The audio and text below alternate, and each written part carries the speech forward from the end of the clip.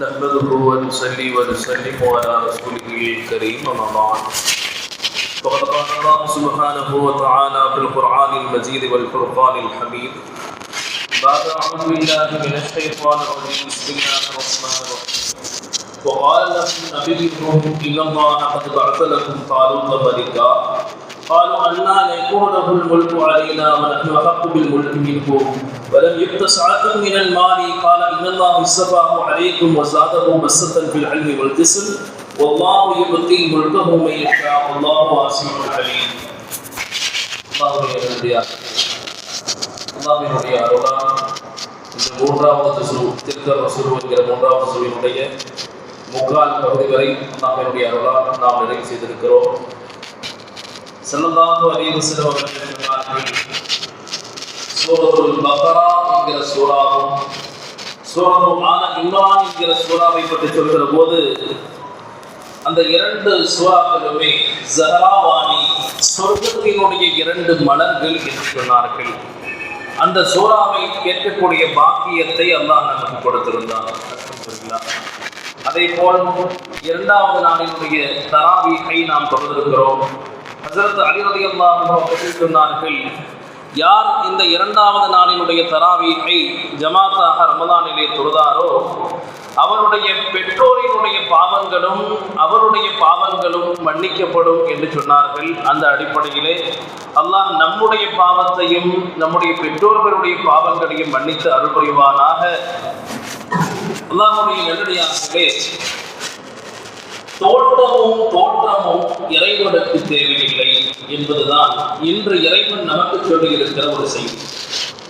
என்னதான் செல்வங்கள் குவிந்திருந்தாலும் பெரிய மாளிகைகள் இருந்தாலும் அல்லாஹ் அந்த மாளிகைகளையோ உங்களிடத்தில் இருக்கிற சட்டை பையிலே இருக்கின்ற காசு பணங்களையோ இறைவன் பார்ப்பது கிடையாது. மாறாக உங்களுடைய உள்ளத்தை மட்டுமே அல்லாஹ் நோக்குகிறான் என்பதற்கு அல்லாஹ் ஒரு நபியினுடைய வரலாற்றை சூரத்துல் பக்ராவினுடைய கடைசி பகுதியிலே சொல்லி காட்டுகிறான். தாவூத் அலைஹிஸ்ஸலாத்து வஸ்ஸலாம் அவர்கள் 4 வேதங்களை அல்லாஹ் இந்த உலகத்திற்கு கொடுத்திருக்கிறார். அதிலே ஒரு வேதமான ஜபூர் வேதத்தை நபி தாவூத் அலைஹிஸ்ஸலாம் அவர்களுக்கு அல்லாஹ் கொடுத்திருந்தார். சாதாரண ஒரு ஆடு மேய்க்கக்கூடிய குடும்பத்தை சார்ந்தவர்கள் நபி தாவூத் அலைஹிஸ்ஸலாம். ஆனால் ஜாலூத் என்கிற ஒரு அரசன் கொடுங்கோட அவனை எதிர்த்து போர் செய்ய வேண்டும் என்பது இறைவனுடைய உத்தரவு. ஆனால் அரசர் என்ன செய்கிறார்? அந்த சமயத்தில் தாலூத் என்கிற ஒரு அரசன், அந்த தாலூத் என்கிற அரசன், யார் இந்த ஜாலூத்தை வெற்றி கொள்கிறீர்களோ அவருக்கு என்னுடைய நாட்டில் இருந்து ஒரு பகுதியை நான் கொடுத்துடுறேன், அதே மாதிரி என்னுடைய பெண் மக்களையும் நான் திருமணம் செய்து வைக்கிறேன் ஒரு அறிவிப்பு செய்கிறார். அப்ப அந்த அறிவிப்பை கேட்டு சாதாரண ஆடு மேய்க்கக்கூடிய குடும்பத்திலே சார்ந்த இவர்களை அல்லாஹ் தஆலா ஜாலூத்தை வெற்றி கொள்வதற்காக அல்லாஹ் தேர்ந்தெடுக்கிறான். அப்ப அந்த மக்கள் சொல்லக்கூடிய ஒரு வாசகத்தை அல்லாஹ் இந்த இடத்திலே குறிப்பிடுவான். அந்த நபிக்கு எந்த விதமான செல்வங்களும் இல்லை என்பதாக அந்த மக்கள் சொல்வார்கள். அன்னா யகூனு லஹுல் முல்கு அலைனா வ நஹனு அஹக்கு பில் முல்கி வ லம் யுத சஅதம் மினல் மாலி. அவருக்கு காசு பணமே கிடையாதே, அவர் எப்படி எங்களை ஆட்சி செய்வார்? அரசராக இருந்து அல்லது தளபதியாக இருந்து எப்படி படையை வழிநடத்துவார் அப்படின்னு அந்த மக்கள் கேட்டாங்க. அப்ப அல்லாஹ்வினுடைய அருளால் அல்லாஹ் அதனுடைய வரலாற்றினுடைய கடைசியிலே சொல்வான், கம்மின் ஃபிஅத்தின் கலீலத்தின் கலபத் ஃபிஅத்தன் கஸீரா. இறைவனுடைய உதவி உங்களுக்கு இருந்தால் ஒரு சாதாரண சிறு கூட்டம் கூட உங்களை பெரிய ஒரு படைபலத்தை வெற்றி கொண்டு விடும். அதற்கு உதாரணம் தான் பத்ரினுடைய போர்க்களம். ஆயிரக்கணக்கான எதிரிகள், 313 ஈமான் கொண்ட சஹாபாக்கள். ஆனால் அல்லாஹ்வினுடைய உதவி அவர்களுக்கு இருந்தது. அதனால் அவர்கள் வெற்றி பெற்றார்கள். நபி தாவூத் அலைஹிஸ்ஸலாம் அவர்களை பற்றி சொல்கிற போது ஸல்லல்லாஹு அலைஹி வஸல்லம் அவர்கள் ஒரு விஷயத்தை சொல்லுவார்கள். என்னன்னா, தொழுகை என்று இருந்தால் அது நபி தாவூதினுடைய தொழுகையை போல நீங்கள் தொழுக வேண்டும் அப்படின்னு சொல்லுவாங்க. அதே மாதிரி நோன்பு என்று இருந்தாலும் அது நபி தாவூதை போன்று நீங்கள் நோன்பு வைக்க வேண்டும் அப்படின்னு சொல்லுவாங்க. ஏன்னா அந்த நபி தன்னைத்தானே அல்லாஹ்வுக்கு அதிகமாக கேள்வி கேட்டுக்கொண்டே இருப்பார்கள். ஏதாவது ஒரு விஷயத்தை செய்யறாங்கன்னு சொன்னா இதுல அல்லாஹ்வுக்கு பிடிக்குமா பிடிக்காதா? ஒரு நெருப்பை பார்க்கறாங்க, சாதாரணமான நெருப்பு, வீட்டில் பத்து எரியக்கூடிய அடுப்புல சாப்பாடு ஆக்கக்கூடிய நெருப்பு. அதை பார்த்த உடனே கண்ணில் தண்ணி வந்துருச்சு, அழுகுறாங்க. ஏன் நபி அவர்களை அழுகிறீங்கன்னு கேட்கும்போது, சாதாரண இந்த உலகத்திலே படைக்கப்பட்ட நெருப்புக்கு இவ்வளவு சக்தியும் ஆற்றலும் பொசுக்கக்கூடிய தன்மையும் இருக்கிறது என்றால், இறைவனால் நாளைக்கு மறுமையிலே பாவிகளாக நாம் போடப்படுகிற போது அந்த நெருப்புக்கு எவ்வளவு குவத்தையும் எவ்வளவு தாக்கத்தையும் அல்லாஹ் கொடுத்திருப்பான். நானும் இந்த நெருப்பில் அல்லவா எரிந்து போவேன் அப்படின்னு அந்த நபி கண்ணீர் வடிக்கிறார்கள். அது மட்டுமல்லாது அவர்கள் சாப்பிடுவதற்காக வாயிலே ஏதாவது உணவு எடுத்து சென்றார்கள் என்று சொன்னால், நான் எவ்வளவு பெரிய பாவி இல்லையா, எனக்கு போய் அல்லாஹ் இப்படிப்பட்ட ரிஸ்கை கொடுக்கிறானே அப்படின்னு அவங்க நினைச்சு பார்ப்பாங்க.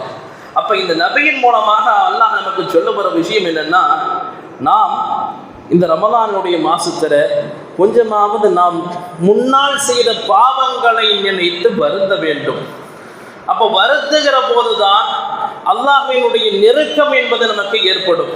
சாதாரணமான மனிதர் தான், ஆனால் அவர்களினுடைய எண்ணம், அல்லாஹ்வினுடைய அச்சம் எந்த அளவுக்கு அவங்களை ஆக்கிடுச்சுன்னு சொன்னா, சுலைமான் என்கிற மிகப்பெரிய பைத்துல் முகத்தஸ் என்கிற பள்ளி வாசலை கட்டியவர்கள் சுலைமான் அலைஹிஸ்ஸலாம். அப்படிப்பட்ட ஒரு பேராற்றலுடைய நபியை அல்லாஹ் அவர்களுக்கு வாரிசாக கொடுக்கிறார்.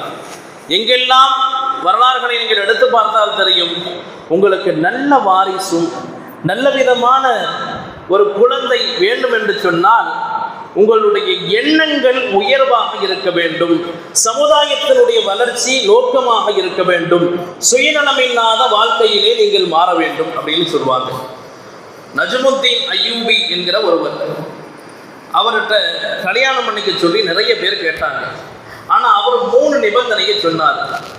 நான் என்னை சொர்க்கத்துக்கு அழைத்து செல்கிற ஒரு பெண்ணை தான் திருமணம் செய்வேன், அந்த பெண்ணை நான் தேடிக்கிட்டு இருக்கிறேன் அப்படின்னாரு. அதே மாதிரி 2வது நிபந்தனை, அந்த பெண்ணின் மூலமாக எனக்கு பிறக்கக்கூடிய குழந்தை ஒரு வீரனாக இருக்க வேண்டும், குறிப்பாக குதிரை வீரனாக, வாழ்வீச்சும் வீரனாக இருக்க வேண்டும். 3வது, எனக்கு பிறக்கக்கூடிய குழந்தையின் மூலமாக பைத்துல் முகத்தஸ் வெற்றி கொள்ளப்பட வேண்டும். இப்ப இதெல்லாமே 3 நோக்கங்களும் பாருங்க, மிக உயர்ந்த லட்சியங்கள்.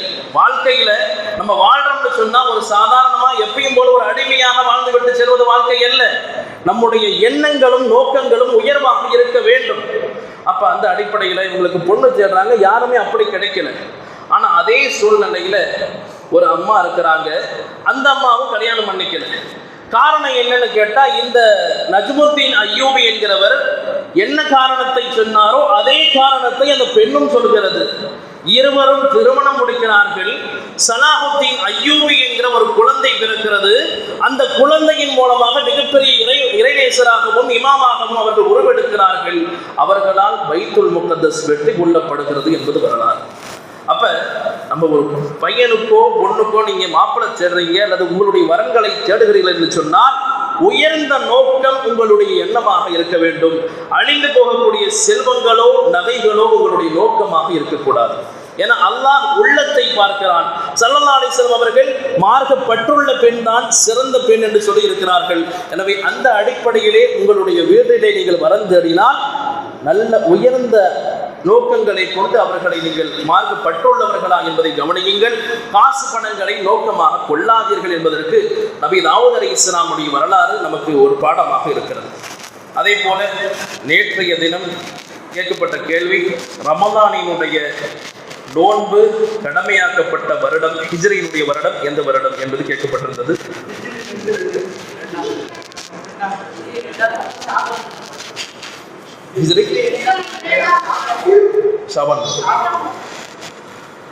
சரியான பதில் ஹிஜ்ரி 2வது வருடத்தில் தான் நோன்பு கடமையாக்கப்பட்டது. ஸல்லல்லாஹு அலைஹி வஸல்லம் அவர்கள் இந்த உலகத்திலே இருக்கும் காலத்திலே 9 ரமலானை அடைந்திருக்கிறார்கள். அல்ஹம்துலில்லாஹ். அஸ்ஸலாமு அலைக்கும் வரஹ்மத்துல்லாஹி வபரகாத்துஹு.